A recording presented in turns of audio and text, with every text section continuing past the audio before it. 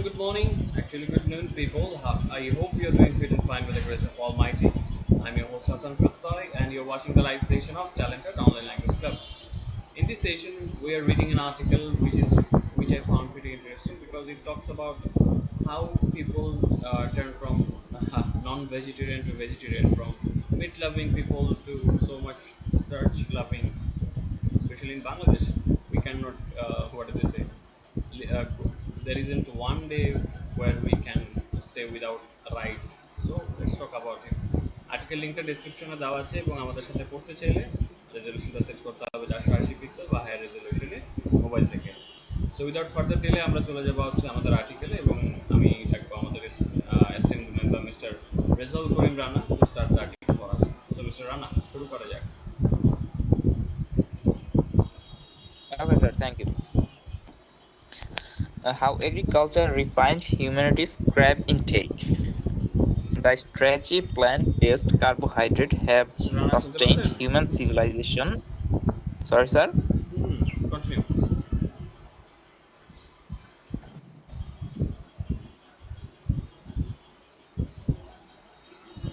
Sir কিছু বললেন? Continue করেন, আমি আপনাকে শুনতে পাচ্ছিলাম না। Okay, sir. Okay, sir. The stretchy plant-based carbohydrate have sustained human civilization and raised towards a population in 10 billion. But how did the meat-loving hunter-gatherer become so fond of crabs? Carbs. In 1840, crabs. Okay, sir. The 1848, during the tumultuous times of German Revolution, German philosopher Ludwig Feuerbach coined the phrase "We are what we eat."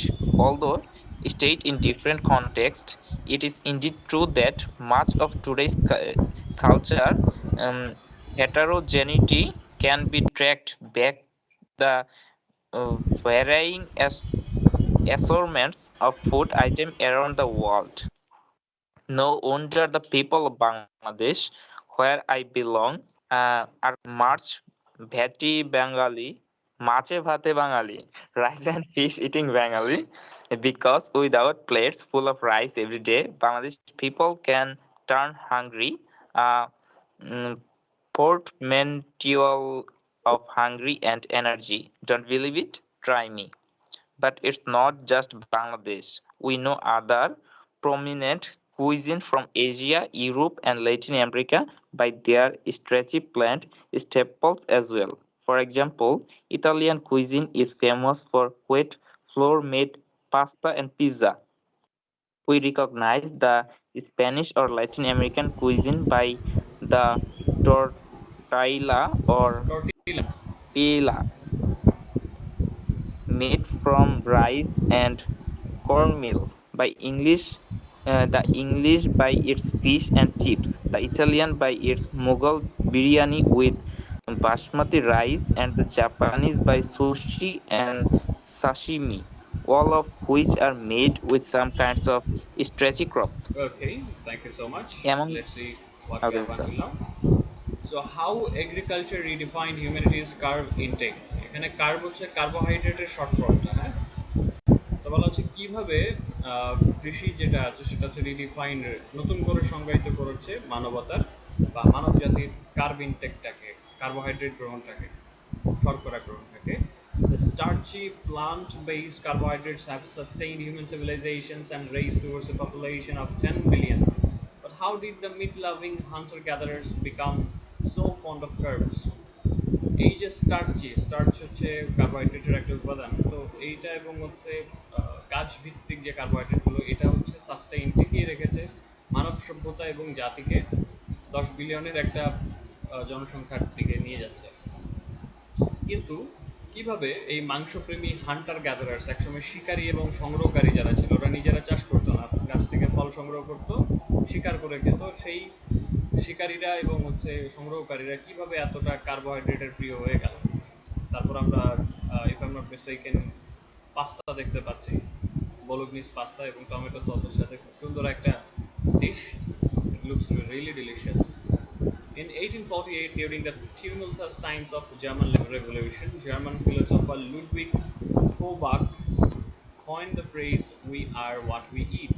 Although stated in different contexts, it is indeed true that much of today's cultural heterogeneity can be traced back to the varying assortments of food items around the world. 1848 সালে German বিপ্লবের টিউমুলটাস টাইমের সময় বিপ্লবের সময় পরিবেশটা কেমন থাকে? টিউমুলটাস থাকে। তো টিউমুলটাস মানে কি হতে পারে? আমরা কি জানি? টিউমুলটাস টিউমুলটাসের যে সিনোনিমগুলো আছে সেটা হচ্ছে আই শ্যাটারিং, কনফিউজড, এক্সাইটেড, এই ধরনের টার্বিউলেন্ট হতে পারে, ঝঞ্ঝাপূর্ণ যেটাকে বলা হয়, টালমাটাল। উত্তাল উত্তাল এই ধরনের। হ্যাঁ, টালমাটাল সময়ে, জার্মান বিপ্লবের টালমাটাল সময়ে জার্মান ফিলোসফার, ফিলোসফার মানে কি বলেন দেখি? দার্শনিক। সরি, দার্শনিক। হ্যাঁ দার্শনিক, ইয়েস অ্যাবসলিউটলি কারেক্ট। তো এই জার্মান দার্শনিক হচ্ছে কয়েন দ্য ফ্রেজ, উনি একটা ফ্রেজ কয়েন করেছিলেন। এখানে কয়েন একটা কিন্তু ভার্ব আকারে আছে, এই ভার্বটার মানে কি হতে পারে? উনি ফ্রেজটা দিয়েছিলেন বা প্রদান করেছিলেন, এরকম কিছু একটা হতে পারে, এটাকে কয়েন দ্বারা প্রকাশ করা উই হয়েছে। আর হোয়াট উই ইট। হ্যাঁ, we are what we we are it. What we eat. হ্যাঁ, যে আমরা সেটাই যেটা আমরা খাই। উনি একটা উদ্ভাবন করেছিলেন, কয়েনের এখানে মিনিংটা হচ্ছে কিন্তু উদ্ভাবন করা, ইনভেন্ট, থিঙ্ক আপ। এটা হচ্ছে নতুন শব্দ তৈরি করা বা নতুন টার্ম তৈরি করা, উনি এটা তৈরি করেছিলেন যে আমরা সেটাই যেটা আমরা এটা খাই। এভাবে হচ্ছে, হ্যাঁ মিস্টার আমজাদ বলুন। বা যা খাই, বা যা খাই এভাবে হতে পারে না। আমরা যা খাই আমরা কি সেটা নাকি? এটা হয়তো আরো বাংলায় ভালো ট্রান্সলেট আছে, যদিও এটা হচ্ছে স্টেটেড, এটা বিবৃত করা হয়েছিল আলাদা কারণে, আলাদা কনটেক্সটে, মানে অন্য উদ্দেশ্যে বলা হয়েছিল এটা। কিন্তু এটা আসলে সত্য যে আজকালকার দিনের আহ, বেশিরভাগ কালচারাল হেটারোজেনিটি এটা হচ্ছে খুঁজে বের করা যেতে পারে varying assortment of food items around the world. এটাকে বের করা যেতে পারে যে পুরো পৃথিবী জুড়ে খাবারের যে ভিন্ন ভিন্ন অ্যাসর্টমেন্ট আছে, অ্যাসর্টমেন্ট হচ্ছে আগেও পেয়েছি আমরা, এটার মানে হচ্ছে সংগ্রহ, কালেকশন যেটাকে বলা হচ্ছে, সেটা থেকে হেটারোজেনিক্যাল যেটা আছে, শব্দটা একটু কঠিন, হেটারোজেনিটি, এটা বের করা যেতে পারে। হেটারোজেনিটি হচ্ছে ভিন্নতা যেটা আছে, আমাদের যে জাতি ভিন্নতা আছে সেটা ট্রেস করা যেতে পারে খাবারের ভিন্নতার উপর ভিত্তি করে। No wonder the people of Bangladesh, where I belong, are called Mache Bhate Bangali, rice and fish eating Bangali, because without plates full of rice every day, Bangladeshi people can turn hangry, a portmanteau of hungry and angry. Don't believe it? Try me. So এখানে খুব interesting একটা কথা বলা আছে যে port ম্যান্টিও নামে একটা জিনিস আছে, এটা একটু বলবো, ব্যাখ্যা করবো।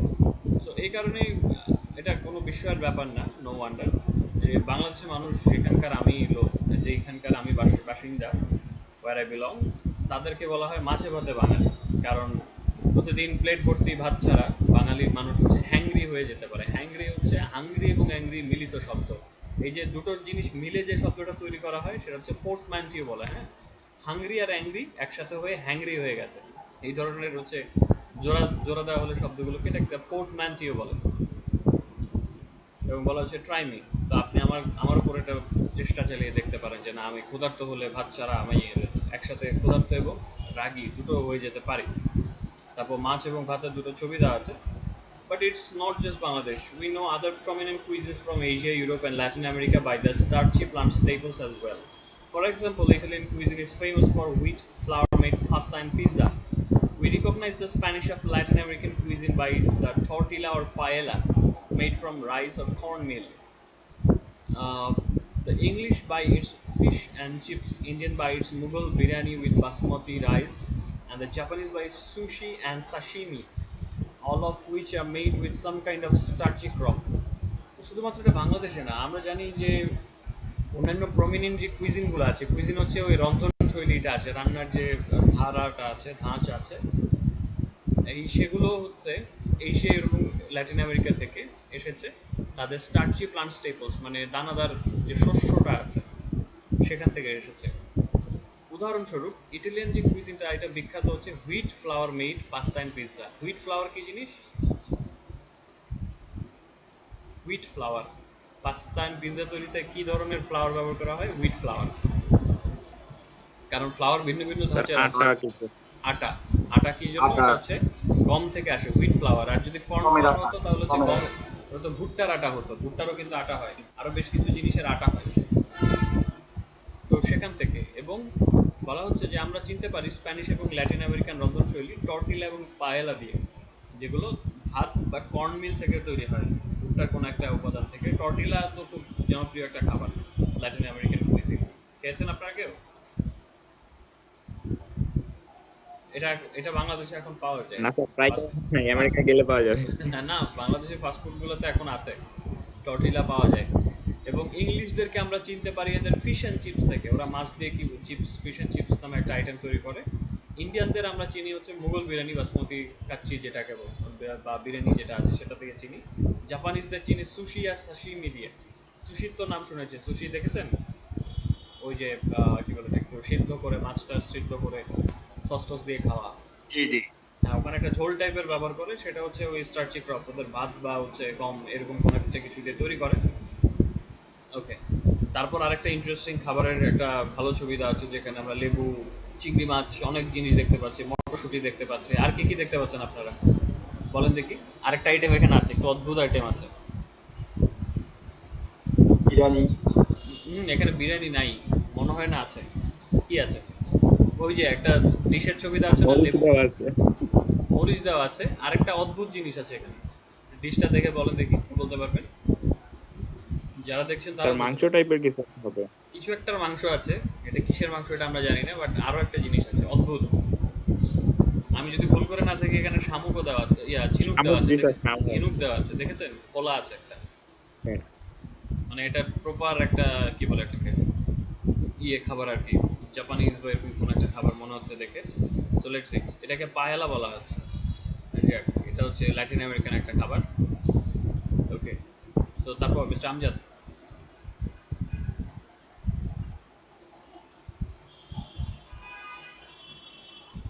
পড়েন দেখি, among the 550,000 edible plants in the world, এখান থেকে।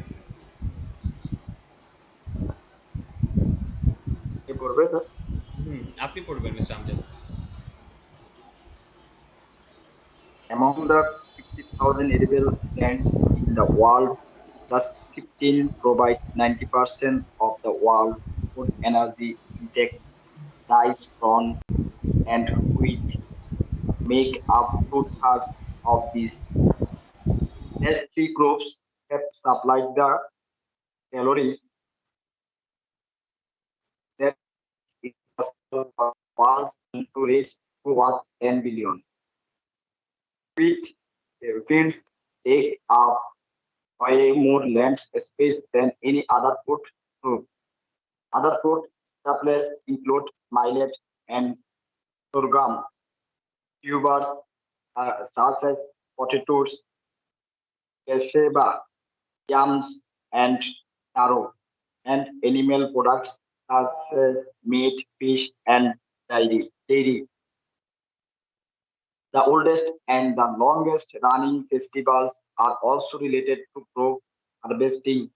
Consider Bengali or Punjabi Pohla Boishakh, Persian Nowruz, South Indian Pongal, Moon Festival in mid-autumn in China, Yam Festival in Ghana, etc. People make delicious eggs and food from newly harvested crops and their flour. During the harvesting festival in Jordan, they make a type of bread with new flour and salt from the Dead Sea. They believe that as salt preserves food, the salty bread will preserve their bond with God, and eventually God will bless them with a good harvest the next year. Okay, thank you so much. So let's see, এখানে বেশ কিছু দারুণ দারুণ ফল টলের নামও দেওয়া আছে। So let's C, what wheat fields, among the 50,000 edible plants in the world, just 15 provide 90% of the world's food energy intake. Rice, corn, maize, and wheat make up two-thirds of these. These three crops have supplied the calories that made it possible for the world's population to rise toward 10 billion. Wheat fields take up way more land space than any other food crop. Other food staples include millet and sorghum, tubers as potatoes, cassava, yams, and taro, animal products such as meat, fish, and dairy. The oldest and the longest running festivals are also related to crop harvesting. Consider Bangali or Punjabi Pohela Boishak, Persian Nowruz, South Indian Pongal, Moon Festival in Mid Autumn in China, Yam Festival in Ghana, etc. People make delicious cakes and food from newly harvested crops and their flour. During their harvesting festival in Jordan, they make a type of bread with new flour and salt from the Dead Sea. They believe that salt preserves food, this salty bread will preserve their bond with God and eventually God will bless them with a good harvest the next year. তো দুনিয়াতে 50,000 edible প্লান্টের মধ্যে মাত্র 15টা হচ্ছে দুনিয়ার 90% খাবার খাবার থেকে যে শক্তিটা আমরা পাই খাদ্য গ্রহণ থেকে সেটা দিয়ে থাকে। এডিবল শব্দটা অর্থটা কি? Edible, what is the meaning of it?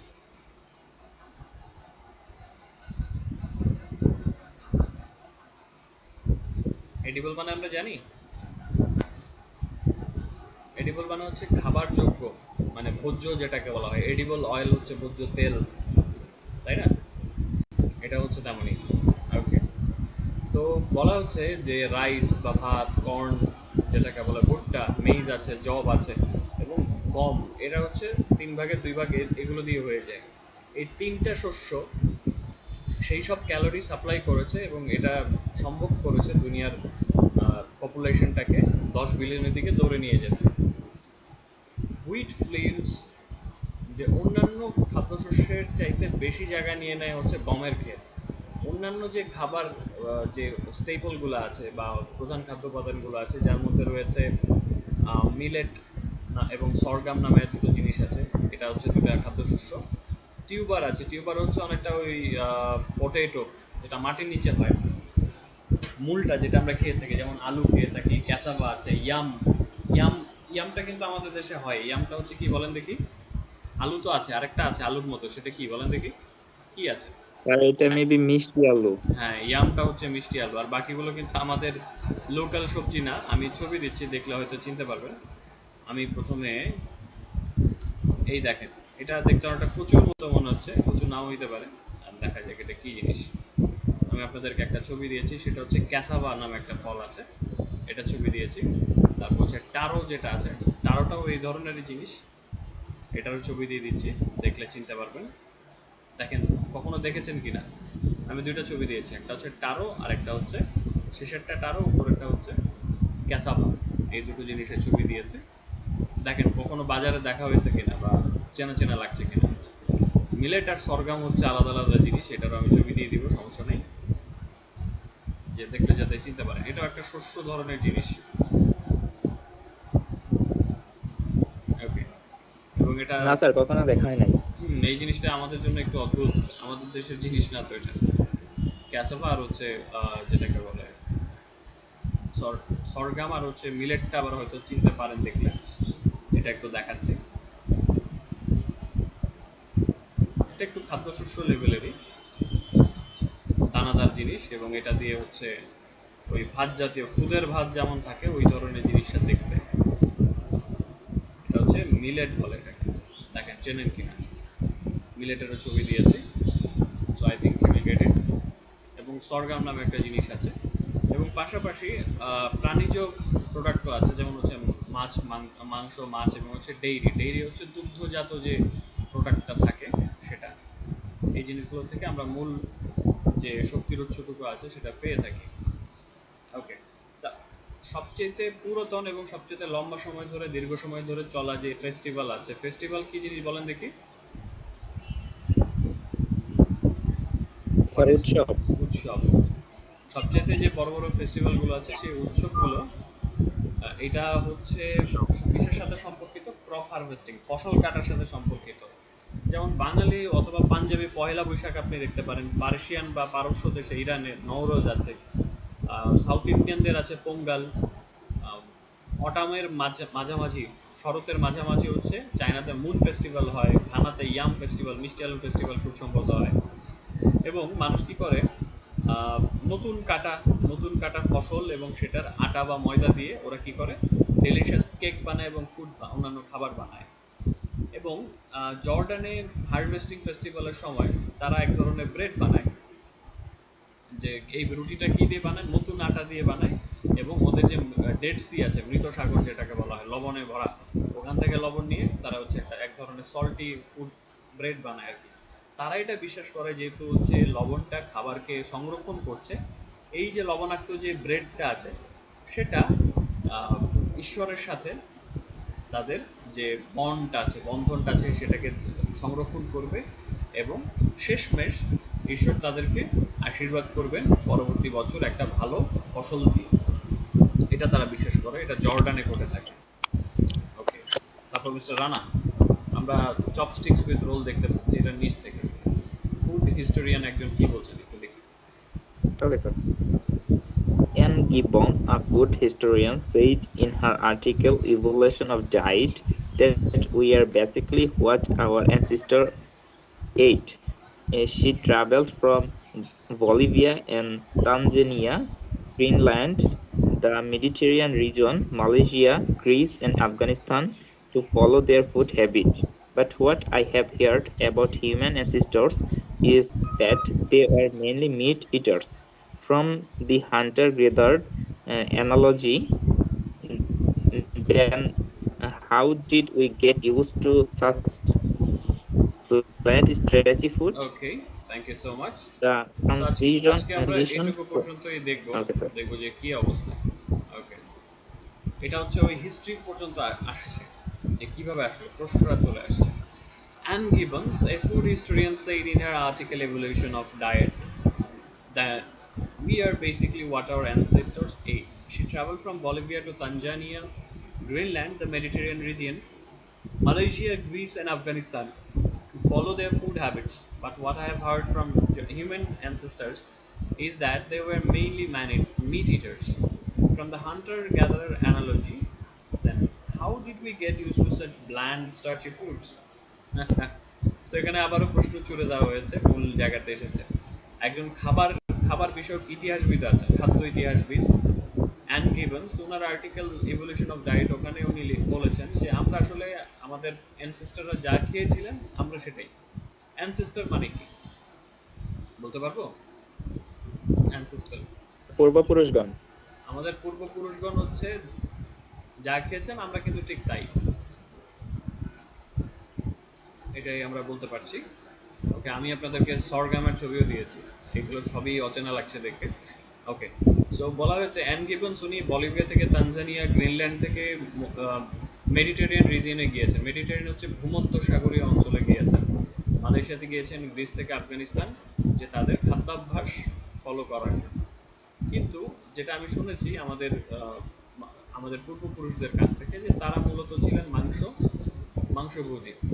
এবং এই হান্টার গ্যাদারার অ্যানালজির লোক ছিলেন তারা। এখানে অ্যানালজি শব্দটা আমাদের কাছে নতুন। অ্যানালজি মানে কি হতে পারে, what can it means? Hunter gatherer তো জানি হচ্ছে শিকারী এবং হচ্ছে সংগ্রহকারী। এই অ্যানালজি হচ্ছে উপমা। হান্টার গ্যাদারার তাদের হচ্ছে উপমা দেওয়া হয়েছে। এবং সেখান থেকে আমরা কি করে এই ধরনের ব্ল্যান্ড এবং স্টার্চি ফুডের প্রতি আকর্ষিত হয়ে গেলাম। স্টার্চি ফুড তো বলেছি যেটার মধ্যে স্টার্চ আছে, দ্যাট মিনস কার্বোহাইড্রেট আছে, এটার একটা উপাদান। আর ব্ল্যান্ড এই শব্দটা হচ্ছে সাদামাটা, নরম, মসৃণ, এরকম সাদামাটা খাবারের দিকে আমরা কিভাবে চলে গেলাম। ওকে, এইটা হচ্ছে প্রশ্ন, এবং এখান থেকে আমরা আজকে শেষ করছি। এবং নেক্সট দিন যখন আমরা পড়বো যে কিভাবে যে শিকার এবং সংগ্রহ থেকে শুরু করে আমরা চলে গেলাম হচ্ছে সেডেন্টারি এগ্রিকালচারটা আসলো, এবং কোথায় শুরু হলো, এবং এটা শুরু হয়েছে মোটামুটি 12,000 বছর আগে থেকে। খুবই ইন্টারেস্টিং জায়গা, এবং এটার ইতিহাস নিয়ে আমরা পড়বো।